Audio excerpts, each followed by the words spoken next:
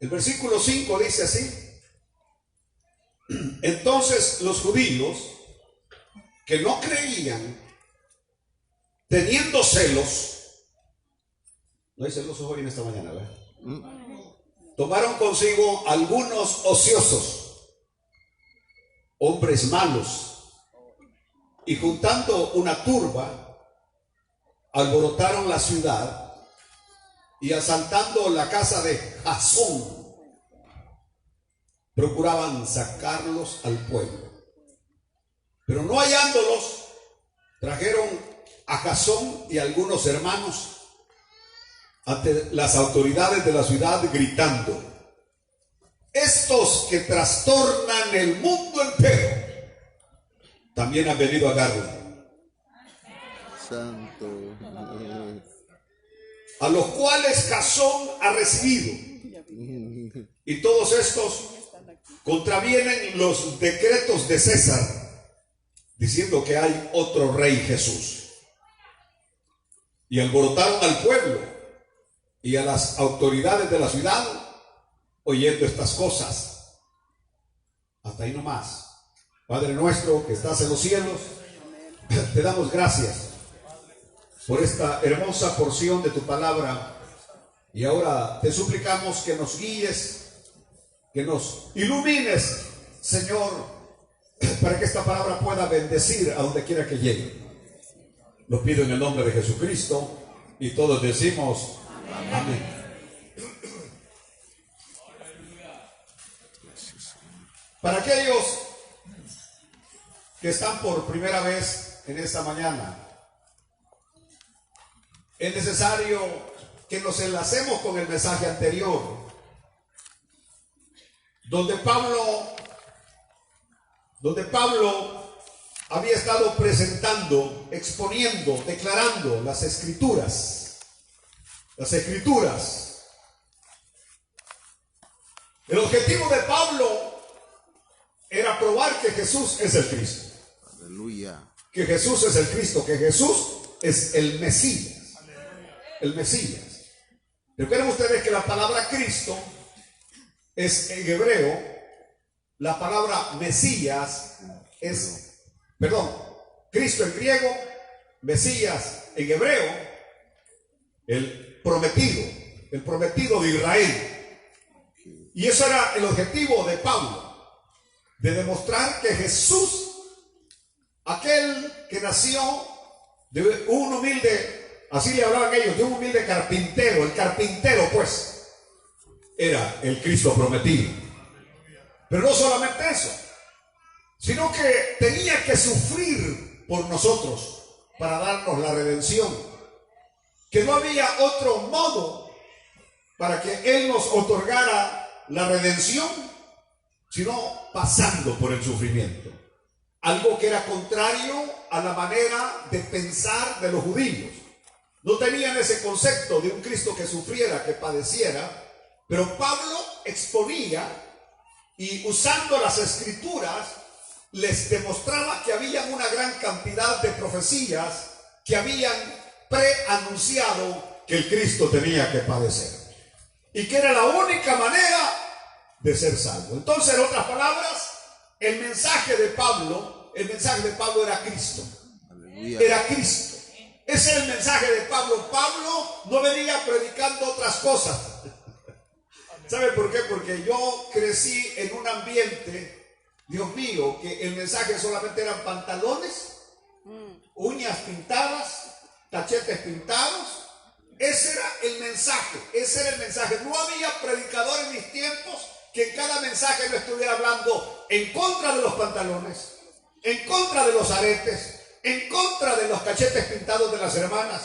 Ese era el mensaje de todo el tiempo. No había mensaje que yo escuchara. Leían Apocalipsis y en medio del Apocalipsis empezaban a hablar en contra de los pantalones, empezaban a hablar en contra de los coloretes, empezaban a hablar en contra de los aretes. No había mensaje.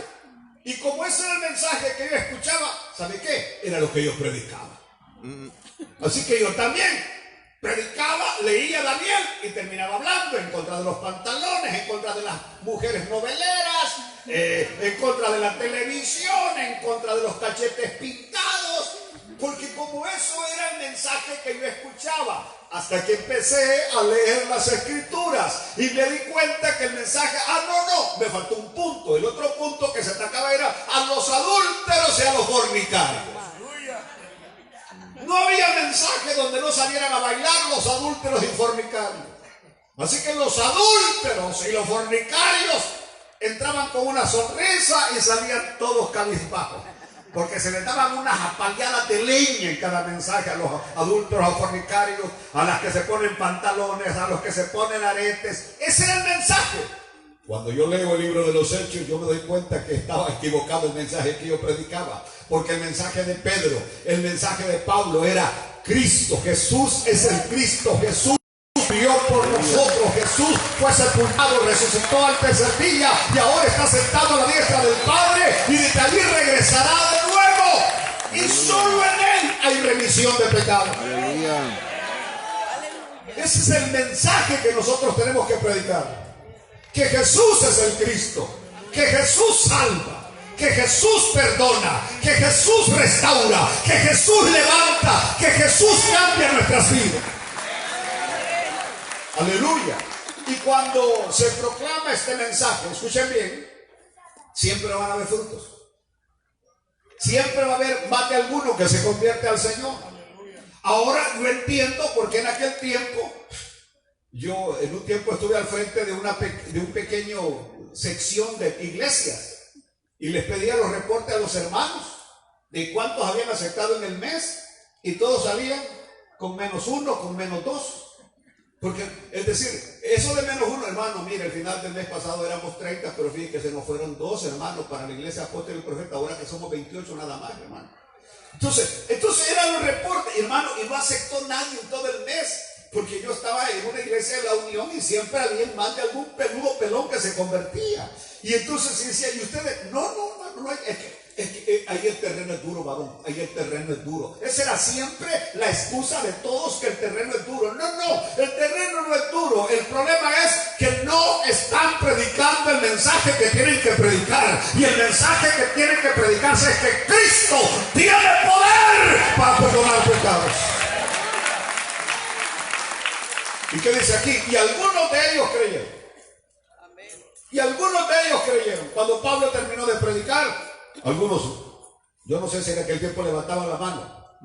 No sea como sea. El asunto es que algunos creyeron. Y eso que algunos creyeron, no tiene usted que ser muy lógico para saber que una gran cantidad no creyó. Cuando dice Lucas, algunos creyeron, quiere decir que fueron pocos los que creyeron en comparación al auditorio que había. Es decir, la mayoría no creyó, y así va a ser siempre. Aquí no estamos la mayoría, aquí estamos la minoría. Váyase a los lagos y los lagos están llenos. Váyase a los parques y los parques están llenos. Váyase a los moles y los moles están llenos. Váyase a los bufetes de los chinos y ahí tiene que estar parado para poder comer. En la pupusería línea hay que estar parado para poder comer. En la panadería guatemalteca hay que esperar media hora para que le den el pan. Ahí está lleno. Hermano, después nos arreglamos con el comercial que le acabo de dar. Bueno, lo que estoy diciendo es que afuera está lleno. Aquí estamos la minoría. Aleluya. Y al cielo va a entrar la minoría. No va a entrar la mayoría. Va a ser la minoría. Así como en el diluvio se salvó la minoría, y allá en Sodoma y Gomorra se salvó la minoría, también cuando Cristo venga no se va a llevar a la mayoría, se lleva a la minoría. Lo que la Biblia le llama el remanente. El remanente escogido. Es decir, la minoría cree, mientras que la mayoría no suele creer. Pero aquí es donde entramos ya con el mensaje de hoy. Porque dice, entonces, los judíos, ay, benditos judíos. Y ese es el problema que tenemos, porque cuando Pablo habla de los judíos, ¿sabe usted a quiénes se está refiriendo, hermanos? A la parte religiosa que siempre va a estar en las iglesias. Sí, amén. A los problemáticos, a los que critican todo, a los que van en contra de todo, a los que amuelan las iglesias, a los que dividen las iglesias, porque siempre son negativos y contrarios. A eso representan estos judíos. Mientras que los otros estaban felices por el mensaje, mientras que los otros estaban felices por la palabra, estos como estaban enojados. Enojados y celosos. ¿Por qué? Porque los apóstoles les predicaban a los gentiles y veían que los gentiles se salvaban. Alabado sea Dios. Mire, ¿verdad que es raro que los hombres envidien de otros el privilegio que ellos rechazan? Aleluya. Algo que ellos rechazan, otros, ese privilegio, otros lo aceptan y luego ellos se sienten envidiosos. Ellos se sienten envidiosos. ¿Sabes qué? Si esa muchacha con la que tú te casaste fue mi novia primero antes que vos. Y yo no me casé con ella porque vi que no estaba de mi nivel, de mi estatura. Entonces, envidian lo que ahora ya no pueden tener. Así soy de grosero yo, ¿no? Envidian. Ese muchacho que te está hablando a vos y ya me habló a mí, pero mira ahí el carro que anda. Porque ese es el punto ahora. Ahora te ven el carro que andas. Si no te ven que el carro es un buen carro, entonces tú no tienes muchas opciones. Fue lo que un hermano me dijo: hermano, yo ya me estoy frustrando, me dijo. Llevo ya 10 años esperando y nada, me dijo. Y le digo: ¿y a qué le atribuye? Al carro que manejo, me dijo. Le dije: pues al rato le presto el mío, a ver si le sale, porque yo al contrario, yo tengo que estarme sacudiendo algunas cosas, le dije. Entonces, aleluya. Bueno, continuamos aquí, por favor. Dije que el privilegio que otros aceptan, otros lo envidian después de haberlo rechazado. Y así están los judíos hoy. Y quiero decir hoy, mire pues, los gobernantes no deberían de preocuparse cuando las personas están recibiendo a Cristo, porque el Evangelio hace de cada persona un mejor ciudadano, una mejor persona, una persona respetuosa, ordenada. Eso hace el Evangelio. Aleluya. Yo no sé si ustedes están pendientes de las noticias a nivel del mundo, pero ahorita hay una persecución contra el cristianismo exagerada.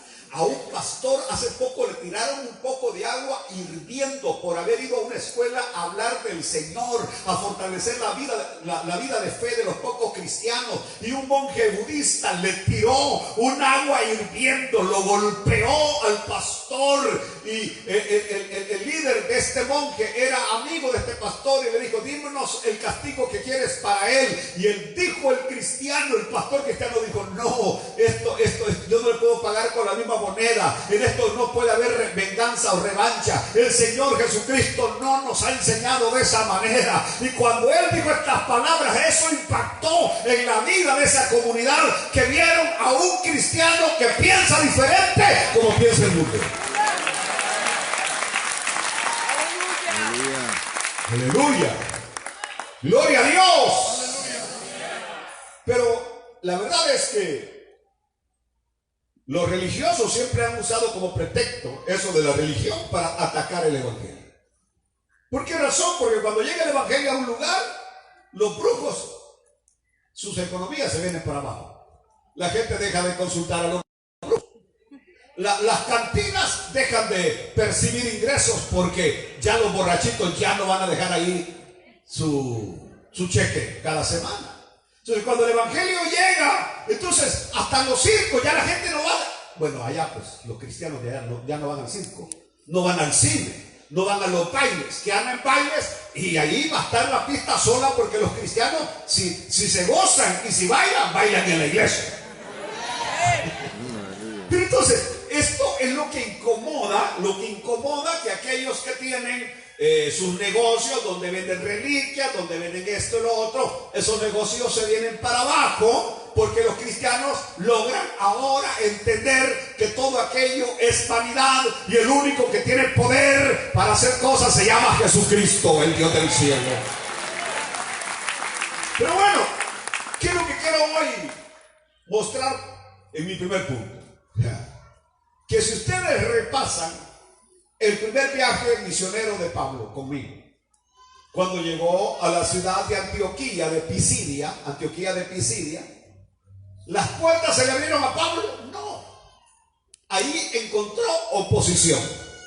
Ahí encontró gente que Pablo tuvo que salir prácticamente ahí porque no lo querían en la ciudad de Antioquía de Pisidia. Se va Pablo más adelante, se va a Iconio y tiene la misma experiencia, oposición. Se va a Derbe y encuentra oposición. Se va a Listra y ahí lo apedrean. Y entonces uno pudiera pensar que si uno está haciendo la voluntad de Dios, si está obedeciendo al Señor, porque Pablo había llegado ahí obedeciendo al Espíritu que le había prohibido ir allá, el Espíritu lo lleva ahí. Dije que el Espíritu lo había llevado ahí. Entonces, si el Espíritu lo lleva ahí, uno debe suponer que Pablo iba a tener el respaldo de Dios, en el sentido de que las puertas se le iban a abrir. Mas era lo contrario. Donde quiera que Pablo llegaba, ¿qué es lo que tenía Pablo? Oposición. Donde quiera que Pablo llegaba, ¿qué es lo que recibía? Salir huyendo de las noches. Una vez lo descargaron sobre una canasta porque si no lo iban a matar, lo apedreaban, lo insultaban al apóstol Pablo. Aleluya. Aleluya. ¿Saben ustedes que Pablo inclusive, de acuerdo a la Biblia, ni se casó? Quedó viudo a muy temprana edad, de acuerdo a lo que nos relatan, no los evangelios, pero libros a la par de los evangelios, que quedó temprano, pero por la entrega que tenía al ministerio y por la incertidumbre que vivía, que no sabía si iba a salir vivo cada vez que entraba a una ciudad, dijo Pablo: yo no quiero que la viuda se quede llorando, así que mejor ni me caso, dijo Pablo. Y en un momento dado Pablo va a decir, porque el evangelio es apremiante, es decir, hay que predicarlo, ahora hay que anunciarlo, no hay tiempo ni para eso, decía Pablo. Aleluya. Era un hombre totalmente entregado y consagrado a la obra de Dios. Lo que estoy diciendo es que uno pudiera pensar que un hombre de la estatura de Pablo, de la entrega de Pablo, de la consagración de Pablo, de la devoción de Pablo, todas las cosas le iban a salir bien, pero no, tenía oposición. Y usted y yo vamos a tener oposición. Mire, hace años yo aprendí algo. Yo soy una persona que soy del campo, y en las primeras congregaciones, una de las congregaciones que pastoreé estaba en el campo, donde habían árboles de mangos. Al árbol que no tenía mangos, ese estaba bien frondoso, nadie le tiraba piedras ni garrotes. Pero el árbol que tenía mangos, usted veía en el suelo el montón de piedras. Usted no tenía que batallar para bajar mangos de los árboles, porque solamente era cuestión de ver, ahí estaban las piedras, ahí estaban los tremendos garrotes, porque todo el que pasaba, ¿qué hacía? Garrotazo. ¿A qué me voy a bajar? Decía uno. Y una puntería que teníamos para bajar los mangos, así bien maduritos, ¡paz! Que hasta los caíamos y hasta los cachábamos, así éramos de listos. Y entonces, y en cambio, el otro arbolote que solamente era pura figura. ¿Era pura qué? Figura, nada más, frondoso, verde, pero no tenía nada de inútil. No tenía nada. Así que usted buscaba piedras, garrotes, ahí no había nada, porque ese árbol no tenía ¿qué? Frutos. Cuando alguien no tiene frutos, y a mí que nadie se mete conmigo, y de mí nadie dice nada. Semejante infeliz, ¿y qué van a decir de ti si no hacen nada? No dicen, no hacen nada para el Señor. ¿Qué van a decir de ti? ¿Qué van a decir de ti si no hacen nada para el Señor? A ver, métete con Dios. A ver, y reprende los diablos, los demonios. Ataca lo que está mal. Y entonces sí, el mundo, los diablos se van a venir en contra tuya. Pero el Señor Jesucristo tiene poder para decir hasta dónde llegan y hasta dónde no llegan. Aleluya. Aleluya. Así que había oposición. Dice que asaltaron la casa de Jasón. Jasón. No vayan diciendo Jason porque eso es en inglés, pero aquí es Jasón. Jasón era un cristiano de Tesalónica que se había convertido al Señor. Y así como algunos de ustedes que han abierto sus casas para que se predique la palabra del Señor. Aleluya. Gloria a Dios. Y así como algunos de ustedes que han abierto sus casas para que se predique la palabra del Señor. Aleluya. Gloria a Dios. Y que no les duele dar, aunque sea fresquito, como una galleta. Porque a algunos hasta eso les duele dar una galleta. Pero entonces, ustedes que han abierto sus casas, Jasón también había abierto su casa y ahí se reunía la iglesia. ¿Y qué pasó? Que estos alborotadores encontraron hombres malos, ociosos. No tengo que explicar más la palabra ocioso, ¿no? Decir de esos que pasan nada más en la calle sin hacer nada. Que pasan en las esquinas allá de los parques todo el día. Los encuentran y van a acusar a Pablo y a Silas. Y aquí es donde viene lo bueno de este mensaje. Porque vienen, ellos gritaban. ¿Qué es lo que gritaban? Estos que trastornan. Estos que trastornan. A ver. Estos que trastornan el mundo entero. También han venido aquí. Aleluya. Estos que trastornan el mundo entero también han venido aquí. Fíjense bien lo que voy a hablar hoy. Cuando el evangelio empezó a entrar por nuestras tierras, ustedes saben que fueron unos misioneros americanos que bajaron por México, llegaron a Guatemala y luego bajaron a El Salvador.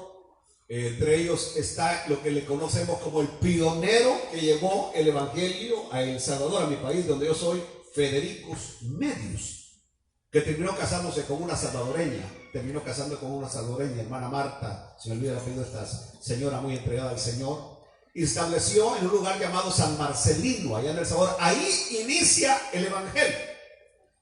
Pero el punto está que cuando de repente el evangelio fue como una llama que llegó y rápido empezó a extenderse por todas partes, que en lo que era 10 años ya el evangelio estaba prácticamente en lo que era el occidente, lo que era lo central, lo que era el oriente del país. Allá andaban americanos en caballos, cruzando ríos, llevando la palabra. No podían hablar bien el español, pero hablando de nuestro Señor y Salvador Jesucristo. ¿Qué pasó? ¿Qué pasaba? Los curas católicos le temían cuando de repente empezaban ahí los evangélicos en los parques a hacer las famosas campañas evangelísticas, y que en cada campaña se paraba un predicador que dejaba el alma, dejaba el cuero, el pellejo ahí predicando la palabra del Señor, porque predicaban con amor, con entrega, aleluya. Y entonces la gente terminaba a los pies de Jesucristo. Los curas le temían a esto. ¿Por qué? Porque ellos predicaban palabra muerta y esto llegaban a dar palabra de vida. Aleluya. Y de repente empezó que no había un solo pueblo donde no habían iglesias evangélicas. No había después un solo caserío donde no hubieran iglesias evangélicas. En un pueblo habían 16, 20 iglesias evangélicas. Eso era poderoso. Pero ¿sabe cuál era el problema? Que como el mensaje que predicaban ellos solamente era contra adulterio, fornicación, pinturas, pantalones, las iglesias no crecían. Así que había un montón de grupitos de 20, 30 personas. Hasta que llegó a El Salvador un hombre chapín, guatemalteco de Guatemala, llamado Sergio Sonosa. Y este varón llega ya por el año 79, que lo invitan a pastorear un pequeño grupo, 35 hermanos que habían salido de una iglesia, que no estaban conformes con la manera así toda calmadota que les predicaban. Y habían oído al pastor de allá de Guatemala, hermano Paredes, Ríos Paredes, que predicaba con fuego, con ganas. Y entonces hermano Paredes servía al hermano Sergio El Salvador, un jovencito. Aquí lo han tenido, narizón, larguiducho, así, y con una voz ¿Qué? Aleluya.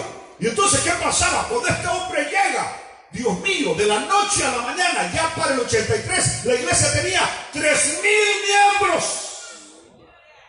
3,000 miembros. Nadie llegaba a esa iglesia y quería regresar al campo santo donde se congregaba, a la iglesia muerta donde se congregaba. Nadie. Yo mismo tuve que disfrazarme como Saúl y llegar a ver lo que estaba pasando, porque por el año 88 me llaman el ejecutivo de la Asamblea de Dios y me dicen: hermano Pineda, sabemos que Dios lo está usando aquí en la Unión y usted está muy bien aquí en la Unión. Después de Benecer ha sido la segunda iglesia más linda que yo he pastoreado en la Unión.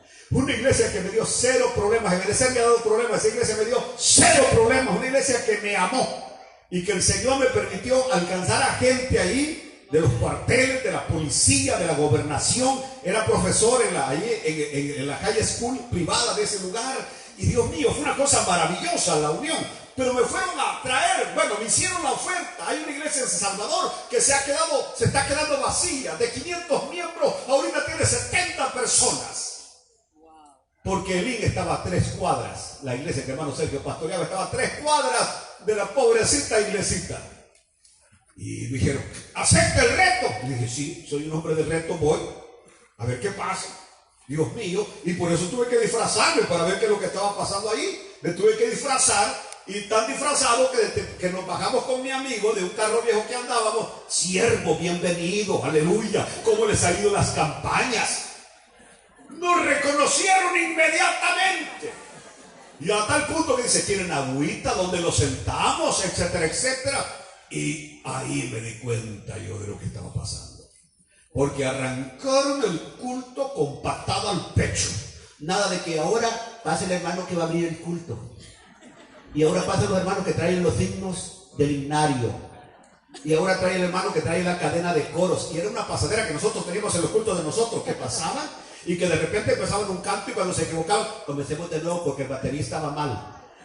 Y volvían de nuevo. Y aquello era terrible, era horrible. Y luego pasaba el predicador que tenía 3 meses de haber aceptado a Cristo. Pasa el hermano que ahora trae a hacer su debut como predicador. Venía el hermano, agarraba la Biblia, la leía y empezaba: bueno, hermanos, es que aquí, ¿verdad? Que aquí el Señor, ¿verdad? Aleluya, bueno, gloria a Dios. Es que estoy nervioso, hermano. Aleluya. Y estaba 10 minutos en el púlpito, se bajaba y decía: estas son mis pocas palabras, que Dios les bendiga. No había predicado nada. Y la gente había caminado 30, 40, 50 minutos, 1 hora para oír a alguien que no había sido llamado a la predicación. Los apóstoles dijeron: vamos a nombrar diáconos que sirvan las mesas, que den de comer, para nosotros dedicarnos a lo que Dios nos ha llamado, a la oración y a predicar la palabra. Pero ¿sabe cuál es el problema que había? Que habían pastores que no eran llamados y estaban en el pastorado.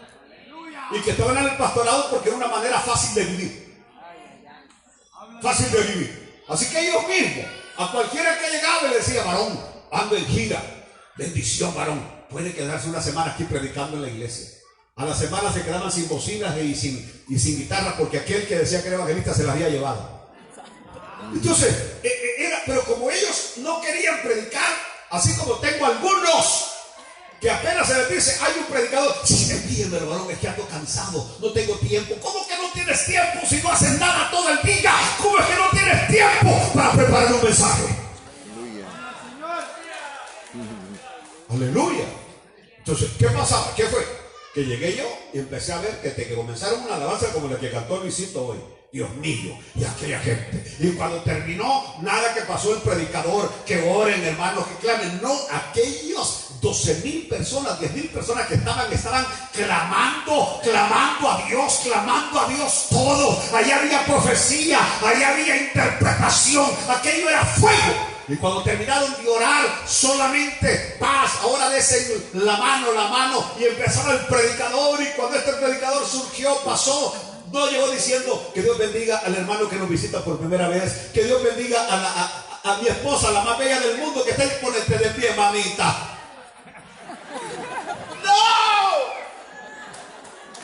Que eso lo he visto yo, Dios mío, que se pone de pie. Mi ángel, mi esposa, aleluya, la más bella del mundo. Y esta no, ese hombre se paró y desde que empezó a predicar, así como yo digo, era una culebra macheteada en ese púlpito. Ese hombre estaba sudando, ese hombre estaba dejando el alma en ese púlpito, que produjo que al final la gente venía recibiendo a Cristo por montones. Y yo dije, Dios mío, si yo mismo no fuera pastor, aquí me quedara. Pero ¿a qué es lo que voy? Escúcheme a lo que voy.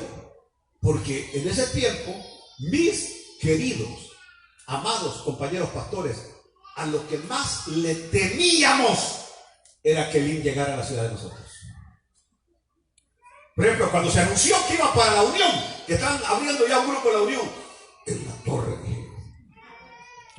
Entonces, hermanos, pongámonos las pilas, o sea, tenemos que, cuidado, que vea que no sé qué, que aquí, que allá, que no sé qué, que no sé cuánto, O sea, protegiéndose de algo que no debían de protegerse, sino que tenían que hacer ellos era predicar como él predicaba, enseñar como él enseñaba, cambiar esa música tétrica y moribunda que tenían las iglesias. Aleluya. Entonces, estamos hablando que cuando llega algo así, eso trastorna, porque es lo que estaba pasando en El Salvador. Esa iglesia llegó a tener 120,000 miembros.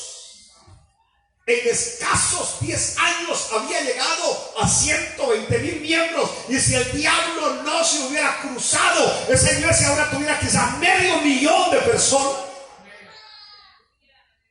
Pero el diablo se le cruzó. Se cruzó. ¿Y saben por qué se cruzó? Porque era increíble. Había pastores que ayunaban para que ese hombre cayera. Habían personas que estaban en cadena de oración, como creo que por mí lo han hecho también. No. Yo los he encontrado afuera del templo. Yo encontré un grupo haciendo una rueda y orando para que el Señor le callara la boca al pastor Pineda. Y aquí me tienen todavía a 2 pulmones gritando.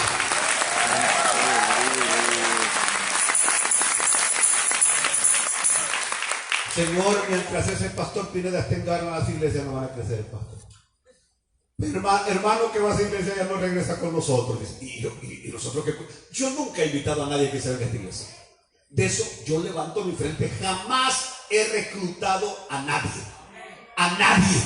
Al contrario, en esta ciudad de Garland no hay una sola iglesia que no tenga fruto de este ministerio. Y le damos la gloria a Dios por eso.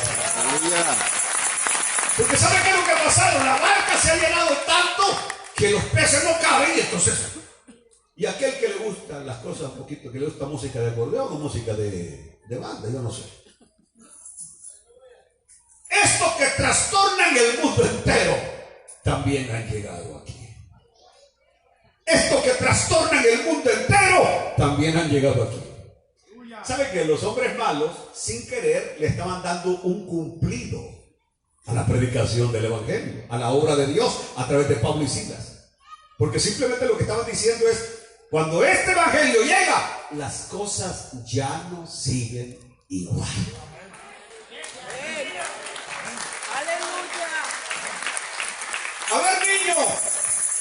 A ver niño, le dijeron, ¿a dónde está el cielo?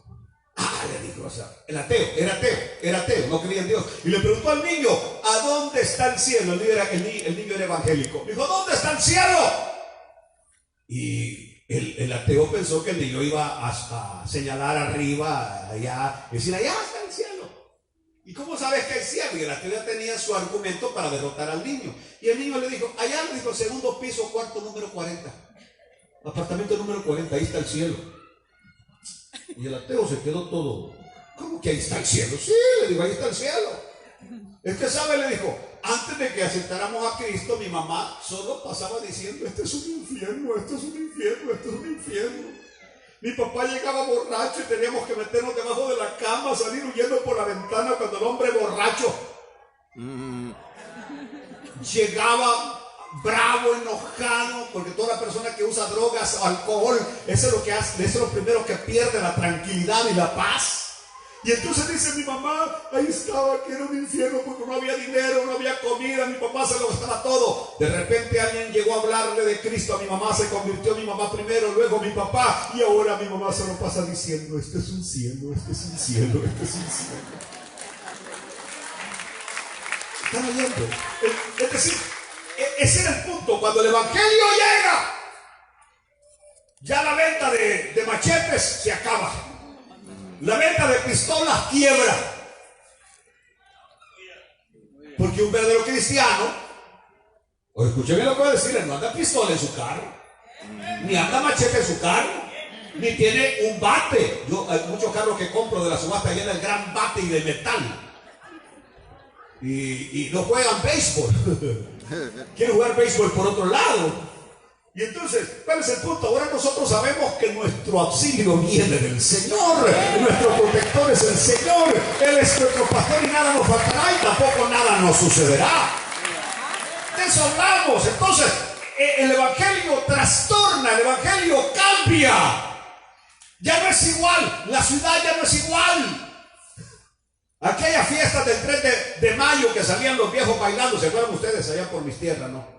El 3 de mayo se ponía una cruz y luego se les ponía mangos y luego se les ponía un montón de frutas en el suelo y se les ponía dinerito. Y llegaban hombres que se disfrazaban de mujeres, no les costaba tanto.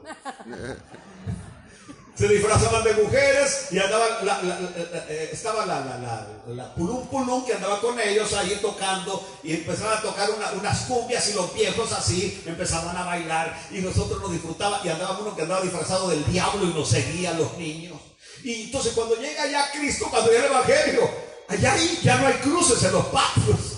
Ahí ya no hay cuestión de que el torito pinto, que no sé qué, que no sé cuánto. No, no, no. Cristo llega y trastorna, cambia la vida, la forma de ser de las personas. Gloria a Dios. Gloria a Dios. Así que Dios, disponiendo y bendiciendo. Yo quisiera que la gente hoy diría o dijera lo mismo de nosotros, que trastornamos. Dice la gente de eso, de nosotros que trastornamos. Ya llegaron los trastornadores. Así se habla. ¿Sabe que en esos tiempos, regreso a Elín, se hacían vigilias todos los viernes? Yo vivía a 4 cuadras de Elín. Los viernes yo no dormía. Porque el canto de esa iglesia invadía toda la capital salvadoreña.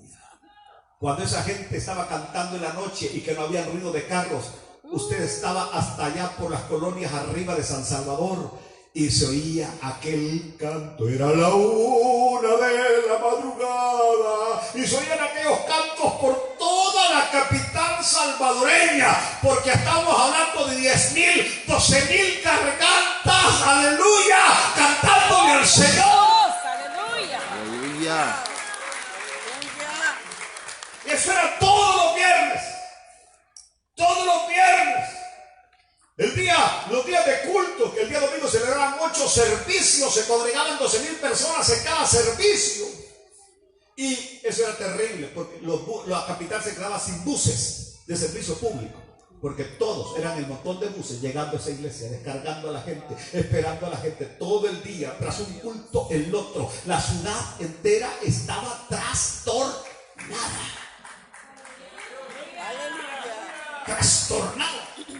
Trastornada, eran tan atadas de gente en aquella gran galerona que habían hecho, y que muchos ahí se quedaban todo el día, culto tras culto, porque ahí había comida, y había caldo de res, ahí había caldo de gallina, y había de todo. O sea, había gente impía que aún de eso se aprovechaba del gentío que ahí llegaba.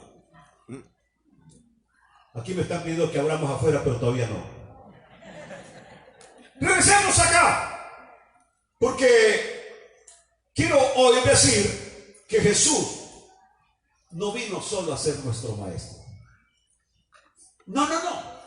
Jesús no vino solo a ser nuestro maestro, sino que Él vino a trastornar nuestro mundo. Mi mundo.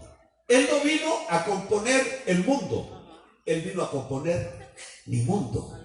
Él vino a trastornar mi manera de pensar. Él vino a trastornar mis gustos. Él vino a trastornar mi manera de ser. Aleluya. Entonces, eso es lo que hace el evangelio. Trastorna. Y eso es lo que muchos no entienden. Verá que vos te mandas a tu mujer, vos. No. Es que el problema está que antes de ir a Cristo usted era un gran machista. Usted era un dictador. Usted era un ¿qué? Una persona déspota. ¡La comida no sirve! ¿Qué fueron ustedes? Acuérdense ustedes, hermanas, les tiraron los platos porque la comida había quedado salada o sin sal. Sí, hermanita. Así eran los hombres de aquel tiempo. Que cuando planchaban la ropa le dejaban 2 quiebres aquí al pantalón, se lo restregaban en la cara a la mujer, se lo restregaban. De aprender a planchar semejante inutilidad. Ya ustedes ya se imaginaron al pastor Pineda sin Cristo, ¿no? Entonces, y así eran los hombres. Así eran los hombres. ¿Y a qué horas la comida? Pues ¿a qué horas? Están viendo que el partido ya va a comenzar, tengo que irme a ver el partido. Y de repente, ya está la comida, todavía no, tómate tu tiempo, no hay problema. Y entonces aquel que conocieron, aquel gran garañón, dice, ¿y ahora qué ondas? ¿Qué le ha pasado a Félix? ¿Qué le ha pasado? ¿Qué le ha pasado que ahora bien calmado, bien tranquilo? ¿Sabe qué, mi amor? Se me acabó el gas de la cocina. ¿Cuándo iban a ver ese hombre que iba con el tambo? No, era la mujer la que iba con el niño trabado acá y con el tambo acá. Mientras él estaba viendo a las águilas de la América. No, los hombres no hacían eso. Y de repente van viendo que aquel hombre déspota, ahora va con el tambo. Nino va con el tambo a traer el gas. Aleluya. Eso lo hace el evangelio. Viene a ubicarlo. Pero perdonen, miren lo que voy a hablar hoy. Dije que Cristo vino a trastornar el mundo, a trastornar el pensamiento. Las estructuras de poder son trastornadas. Esto fue lo que el diablo sintió en estos 4 años cuando hubo un presidente cristiano en la Casa Blanca. Trastornó, cambió todo. Y por eso las fuerzas del mal lucharon para sacar a ese hombre de la Casa Blanca. Porque estaba trastornando la Casa Blanca con cultos, con Biblia, y dejando afuera todo lo que era del diablo. Bueno, Jesús dio un ejemplo. Ya casi estamos llegando al final cuando lleguemos.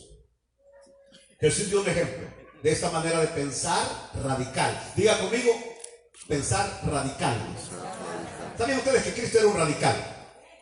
Que Cristo no se adaptó a la manera de pensar de ese tiempo. Cristo vino a cambiar. Cristo fue un radical y cambió. Por ejemplo, cuando habló de un hombre rico, dije que habló de un hombre rico que había acumulado una gran riqueza y que lo único que podía pensar él era en construir graneros más grandes para almacenar todas sus riquezas y decirle: alma, muchos bienes tienes. Alma, disfruta porque muchos bienes tienes. Ahora, si nosotros pensáramos de un hombre así, que cada vez hace los graneros más grandes porque tiene muchos bienes, nosotros diríamos: ese hombre es un visionario. Ese es un hombre de éxito. Está como en la mañana estaba leyendo la historia de este señor Bezos, el de Amazon, que comenzó vendiendo productos por catálogo. Él no tenía los productos, él lo que daba era un catálogo. Se los enviaba a las gentes y la gente de los catálogos escogía, le escribía a él: escojo esto, y venía él, ya le ordenaba a las compañías y ya le hacían delivery de las cosas que ordenaban por catálogo. Había otro catálogo que llamaba Fingerhut, algo así, y que se nos pegó mucho. Pero este señor de repente se dio cuenta que para que el servicio fuera más rápido él tenía que tener las cosas en stock, tenerlas él. Es así que empezó a pedirle a las compañías: mándeme y yo me encargo de venderles el producto a ustedes. Cuando yo venda, yo les doy el dinero a ustedes y me queda a mí mi ganancia. Y empezó ese hombre con esa compañía hasta hoy, que es el hombre más rico de todo el mundo. Usted no fue porque no quiso. Usted hubiera podido inventar eso, hubiera sido el hombre más rico, pero no quiso. Él lo inventó y ahora van a ver un montón de camionetas azules de libre por todas partes, porque el hombre ahora está en el top número 1 del hombre más rico. Ahora, el punto está que uno puede pensar, qué hombre de éxito. Dinos cómo tener ese éxito, Besos. Dinos cómo tener esa visión. Dinos, porque es un hombre próspero. ¿Y aquí dónde voy? El Señor hoy a este Besos le llamaría, a Bill Gates y a Elon Musk le llamaría necios. Porque el Señor dijo de este hombre, necio, hoy vienen a pedir tu alma. ¿Y de qué te sirve haber acumulado tantas riquezas, necio, si hoy vienen a pedir tu alma? Entonces el Señor viene hoy y da un concepto radical, totalmente contrario a lo que la gente puede pensar de alguien que supuestamente tiene éxito, que está bendecido, que ha logrado lo que nadie ha logrado. Y Jesús dice, no, usted está mal. Hubiera querido que alguien de esos que antes se ponían con la cabeza para abajo, yo nunca lo pude lograr, de ponerme, que se ponen con la cabeza para abajo y se queda con los pies. ¿Alguno de ustedes lo logró? Que hacía que cuando éramos niños hacíamos eso, que poníamos la cabeza para abajo y subíamos los pies. En el agua, sí. Usted lo hacía. En el agua. En el agua, sí. En el agua, no, así. Si solamente le hacen así. No está mi sobrina Ele, que ella lo sabe hacer, que pone así y luego sabe. No, una hermana no. Tiene que ser un hermano, cuidado. Entonces, ¿cuál es el punto? Que cuando alguien se pone con la cabeza para abajo, ¿sabe cómo ve a los demás? Al revés. Que tiene la cabeza al revés. Pero en realidad no es los demás los que están al revés, es él el que está al revés. No sé si lo logran entender. Aleluya. Jesús volteó todo de cabeza. Jesús agarró aquello y lo puso de cabeza. Este hombre no es ni próspero, este hombre no es bendecido, este hombre no es bienaventurado, este es un necio.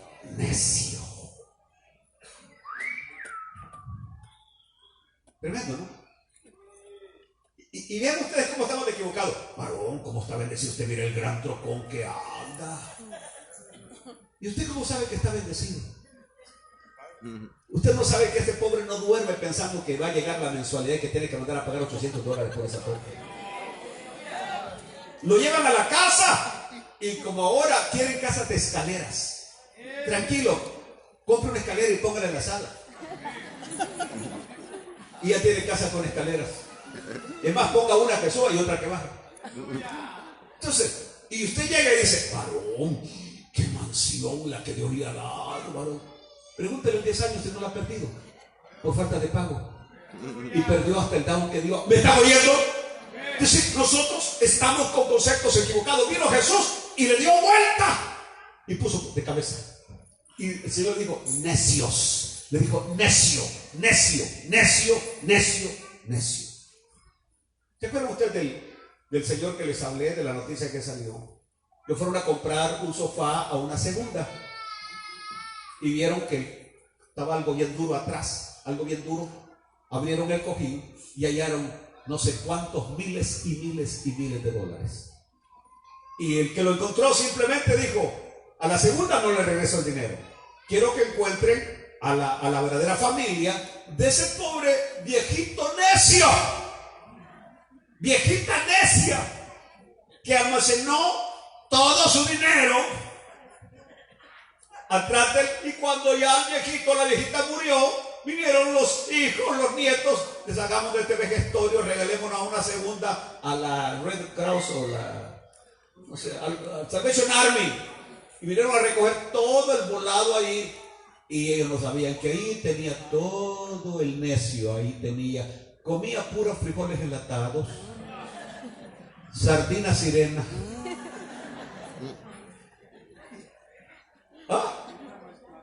marruchás, porque el que tiene no quiere ni tocarlo. Quiere hacer negocio con el dinero de alguien más. varón, me están vendiendo un carro barato, ¿por qué no tiene unos $3,000 que me preste? Y él tiene como 20,000 en el banco. ¡Ay, ay, ay! ¡Habla, Señor! Y el Señor dice, necios. Necios. Santo. Somos necios. Un día yo me puse a pensar, tengo como 7 pares de zapatos. Y solamente tengo 2 pies. 2 pies. ¿Cuál es la tontera de tener 7 pares de zapatos? Tenía una mi colección de carros clásicos. Todo lo viejo lo compraba. Y ahorita empecé a vender todo lo viejo. Ya vendí como 4. Tengo como 5 o 6 que tengo que vender todavía porque lo uso una vez. Tengo una Land Cruiser que 2 veces al año la manejo. Una que me regaló mi hijo en un cumpleaños. El carro de mis sueños. Y allá está tirada la pobre, la Land Cruiser. Viejita, 83, pero es Land Cruiser. Y entonces dije, Dios mío, si solamente tengo unas manos, no puedo manejar 3 vehículos al mismo tiempo. Tengo un amigo multimillonario que tiene una colección de carros clásicos, Rolls Royce y de todos, y nunca los maneja ya. Está haciendo una casa que según él para pasar sus últimos años y no sabemos si la va a terminar. Hoy vienen a pedir tu alma. Santo. Jesús vino y puso al mundo De cabeza. de cabeza. Y en realidad Dios estaba trabajando a través de Pablo y Silas para voltear al mundo al lado correcto. Y esa tiene que ser la misión de un predicador: voltearles la cabeza a aquellos que andan. Bueno, yo hubiera buscado a alguien para verlo ilustrado, que se vienen caminando y hasta las gradas se suben con las patas para arriba, para ilustrárselo, que él piensa que anda correcto y anda mal. Entonces él ve a todos los demás mal porque él anda mal. Entonces Jesús y el Evangelio viene y nos da vuelta y nos pone del lado correcto.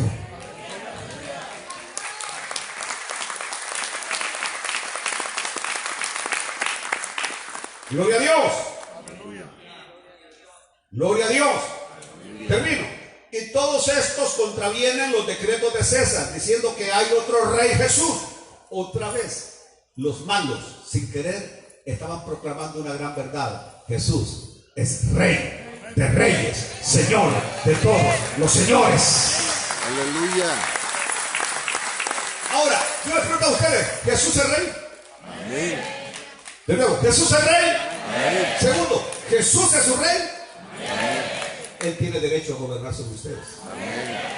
Si Él es rey sobre ustedes, Él tiene derecho a gobernar. Entonces ya ustedes no pueden hacer las cosas como a ustedes les da su regalada gana. Tienen que hacerlas como su rey Jesús dice que hay que hacerlas.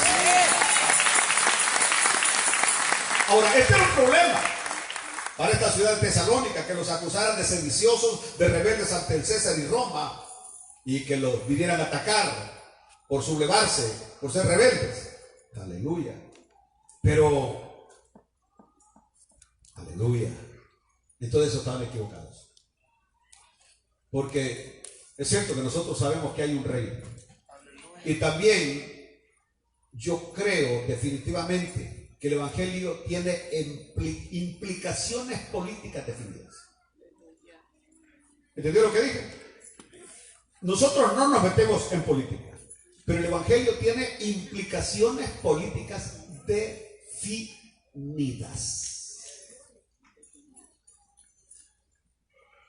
Por ejemplo, yo no encuentro en la Biblia que nosotros tengamos que apoyar sistemas comunistas, de izquierda o liberales.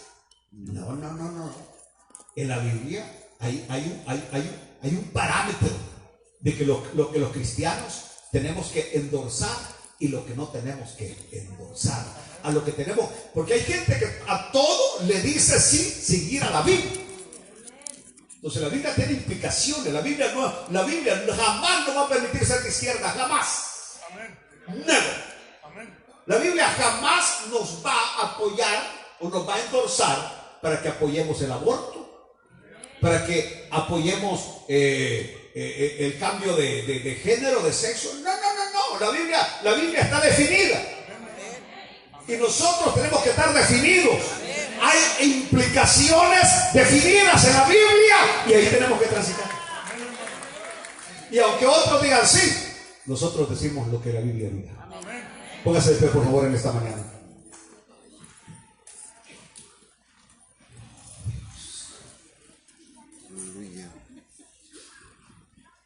Gloria a Dios. ¿Quieres saber algo?